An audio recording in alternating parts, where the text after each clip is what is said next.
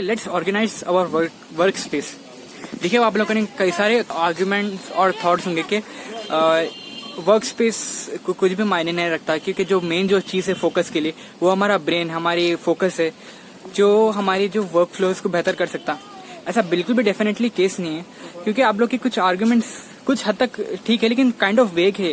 क्योंकि अगर आप लोग देखें कि तो आप लोग बिल्कुल ऐसा बोल रहे हैं कि स्पोर्ट्स कार जो है उसको सिर्फ जो स्पीड बनाती है उसका इंजन है। ऐसा बिल्कुल भी डेफिनेटली केस नहीं है। इंजन है बहुत मेन फैक्टर है, लेकिन उसके साथ साथ वो कंबाइंड है एक बेहतर व्हील्स और एक बेहतर बॉडी के साथ, एक स्लीक एरोडायनेमिक बॉडी। तो ये जब चीज हम हमारे को इंजन के साथ कंबाइंड होते हमारी कार के साथ, तब हमें वो स्पीड आ सकती। तो बिल्कुल वैसे ही हमारा जो ब्रेन है वो डेफिनेटली आपका कितना भी अच्छा होगा, लेकिन अगर आप थोड़े मतलब अनफोकस्ड और डिस्ट्रैक्शन फील्ड इन्वायरमेंट में है तो आप डेफिनेटली आपका वर्क स्पेस पे इफेक्ट पड़ेंगे, आपकी प्रोडक्टिविटी पे इफेक्ट पड़ेंगे। आपको ज्यादा और टाइम चाहिए एक छोटे छोटे टास्क को करने को। तो ये डीप वर्क से ज्यादा शैलो वर्क हुआ था। तो हमें डेफिनेटली हमारे वर्क स्पेस को ऑप्टिमाइज करने की जरूरत है। अगर हमारा वर्क स्पेस बेहतर रहेगा और बेहतर डिस्ट्रैक्शन फ्री रहेगा तो हम लोग मोर अचीव कर सकते हैं इन लेस टाइम। तो वो ऐसे क्या चीज रहते हैं कि हमारे वर्क स्पेस को बेहतर बना सकते हैं और फोकस बना सकते हैं। चलिए उन चीजों के बारे में बात करेंगे हम लोग। चलिए हमारा नेक्स्ट पॉइंट है डिक्लटरिंग योर वर्क स्पेस। अब डिक्लटरिंग योर वर्क स्पेस सबसे मोस्ट एसेंशियल चीज है जो आपको आपका वर्क स्पेस की एक हेड स्टार्ट दे सकती है और एक बेहतर फोकस देने की। सबसे बेस्ट है कि अगर आप मतलब कि इन्वायरमेंट को और मतलब कैसा बोल सकता हूँ मैं, क्लेंस करना और बेहतर करना कभी कभी थोड़ा मुश्किल हो सकता है if you are person like me, कि आपका पूरा इन्वायरमेंट मतलब थोड़ा और ज्यादा मेसी होगा तो कभी कभी थोड़ा और हार्ड हो जाता है। बट एटलीस्ट मैं एक रूल ऑफ थंब में जो बोल सकता हूँ वो है कि आप आपके एसेंशियल जो चीज़ें हैं जिससे आप डिस्ट्रैक्ट हो सकते हैं उन लोगों को रिमूव कर दो रूम से। अब फॉर एग्जांपल मेरे रूम में मेरा फ़ोन रह सकता। आई थिंक फ़ोन सबसे पहली चीज़ है जो हमारे को हमारे वर्क स्पेस से हटाना चाहिए। कोई एक्स्ट्रा नोटबुक्स है, एक्स्ट्रा मतलब चीज़ है, क्योंकि वो भी एक अलग से हमारे वर्क स्पेस में डिस्ट्रैक्शन क्रिएट करते। या फिर स्क्रिप्ट रखी हुई है, अरे मेरे को स्क्रिप्ट पे ध्यान देना चाहिए या फिर और तरीके से एडिट करना चाहिए स्क्रिप्ट को। तो सो एंड सो फोर्थ आपके ने कई सारे मतलब डिस्ट्रैक्टिव थॉट्स आना शुरू होते हैं। अगर आपका नहीं कोई एसेंशियल चीज़ है, अगर कोई अननेसेसरी चीज़ है जैसे कि कपड़े हो, तो फिर अगर आपको उससे कुछ भी उतना नहीं है तो वो रह सकते कमरे में। लेकिन मेन चीज़ आपको जो निकालना चाहिए वो है आपका फ़ोन या फिर जो भी आपकी चीज़ जो जिससे आपको रिलेशन है और आपको मतलब देखते कि कुछ थॉट्स आना शुरू होते, तो वो हमें सबसे पहले निकालना चाहिए हमारे कमरे से। देखिए हमारा नेक्स्ट वाला है कैथीड्रल इफेक्ट। अब कैथीड्रल इफेक्ट क्या है, मैं आपको एक सिंपल से एक्सपेरिमेंट से बताने वाला हूँ। हुआ क्या था कि जो एक्सपेरिमेंट करने वाले थे वो लोग को 2 सेट्स में डिवाइड करे। एक थी 8 फुट की सीलिंग और एक थी 10 फुट की सीलिंग, और इसमें लोग को मतलब 2 तरीके के वर्क दिए हुए थे, क्रिएटिव और एनालिटिक वर्क।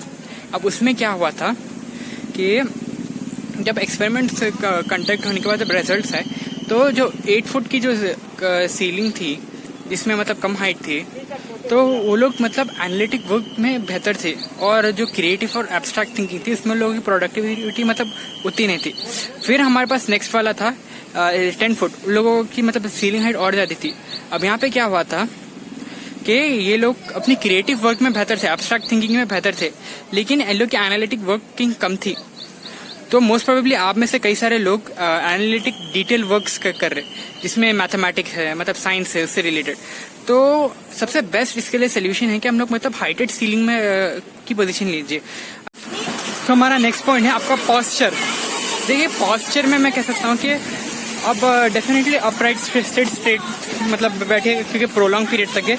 अगर आपकी जो हेड है वो थोड़ा सा मतलब अगर आप देख सकते हैं फ्रंट और थोड़ा टिल्टेड है, तो ये बिल्कुल मतलब अगर आप प्रोलॉन्ग फॉर लाइक 1 आवर अगर आपकी नेक आपका पॉस्चर ऐसी रहा तो आपके यहाँ पे स्ट्रेन पड़ेंगे आपके गर्दन पे, तो उसकी वजह से आप और मतलब पीरियड तक काम नहीं कर सकते।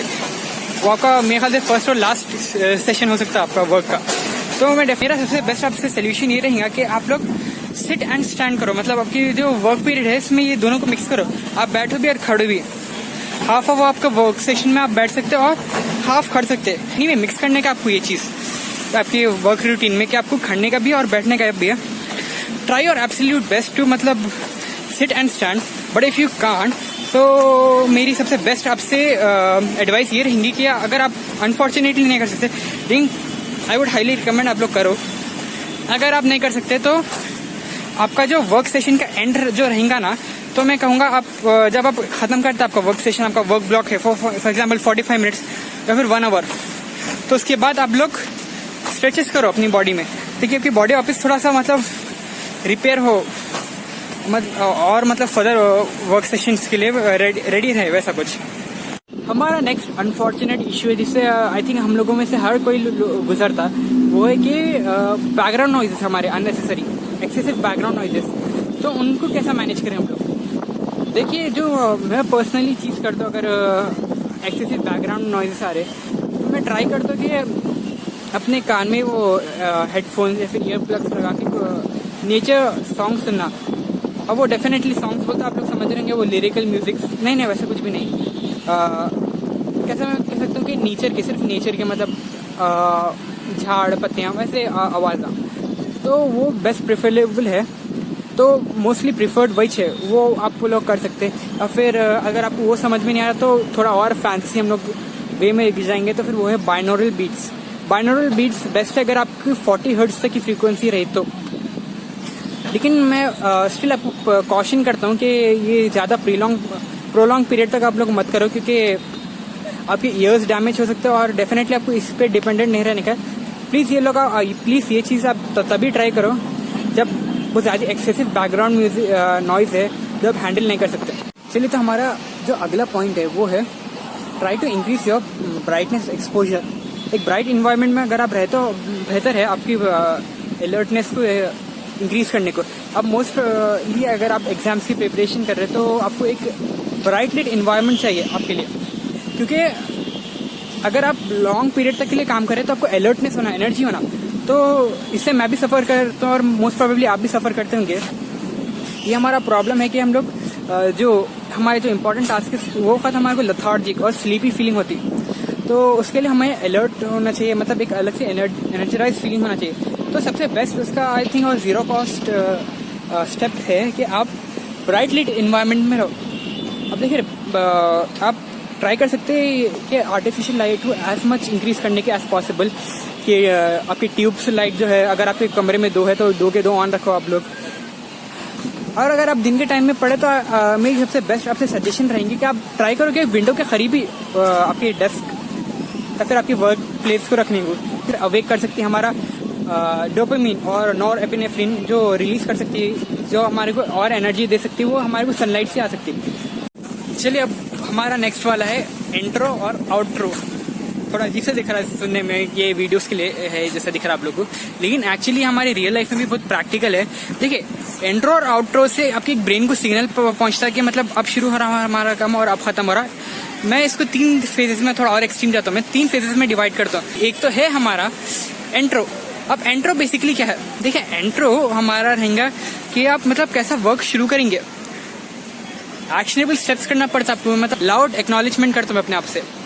मैं अपना वर्क फ्लो शुरू करने वाला हूँ for example 1 hour of duration या फिर 1.5 hour 2 hour with breaks. Obviously topics जो मैं कवर करने वाला हूँ वो आपको अपने में डिस्कस करने का। फिर हमारा आएगा एनवायरनमेंट। अब एनवायरनमेंट जैसे मैंने कहा कि डिस्ट्रैक्शन फ्री एनवायरनमेंट, जैसा मैंने कहा डीक्लटरिंग, फिर कैथीड्रल इफेक्ट, जैसा कि मतलब आपका विजन को लिमिट कर दो, जैसा मैंने कहा हुडी या फिर कैप्स, तो आप लोग वैसा कर सकते हैं।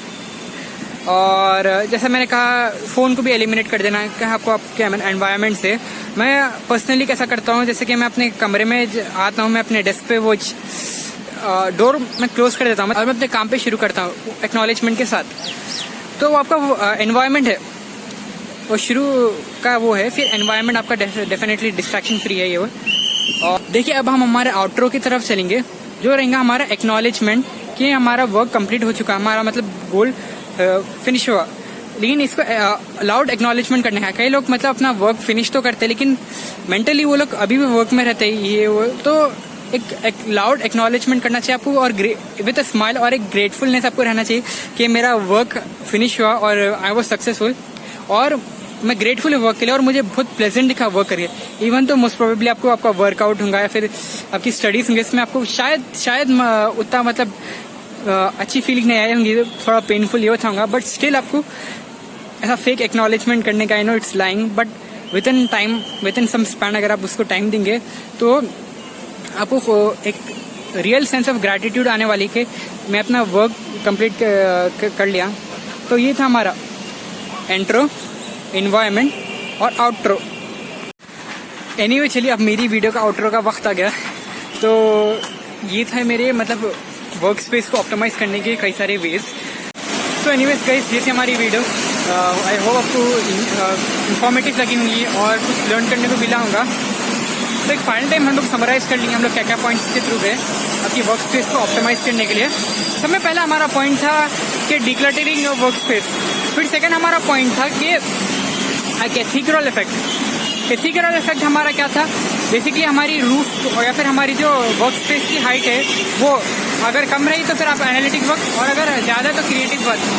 फिर हमारा थर्ड पॉइंट था कि योर पॉस्चर, आपका पॉस्चर बहुत ज़्यादा मैटर करता। अब सिट एंड स्टैंड वाली एनालॉजी ट्राई कीजिए, दोनों भी आप करो, बैठो भी और खड़ो भी, क्योंकि इससे आपको मतलब और लॉन्गजेविटी कह सकता हूँ मैं आपकी स्टडी सेशन से। और फिर फोर्थ वाला पॉइंट है कि ब्राइट इन्वायरमेंट, आप ज़्यादा से ज़्यादा ब्राइट इन्वायरमेंट में रहो, क्योंकि ये आपका अलर्टनेस ज़्यादा कर सकता है, आपका डोपामिन और नॉरएपिनेफ्रिन एड्रेनलिन एक्टिवेट कर सकता है आपका। और फिर हमारा लास्ट एंड फाइनल पॉइंट है इंट्रो एंड आउट्रो, जिसमें आप आपके मतलब वर्क को इंट्रो देते हैं एक लाउड एक्नॉलेजमेंट के साथ, इन्वायरमेंट क्रिएट करते हैं डिस्ट्रैक्शन फ्री वाला बेस्ट इन्वायरमेंट आपको वर्क फ्लो के लिए, और आउट्रो जिसमें आपको एक्नॉलेजमेंट देते हैं अपने आप को लाउड वाला कि मेरा वर्क खत्म हो गया।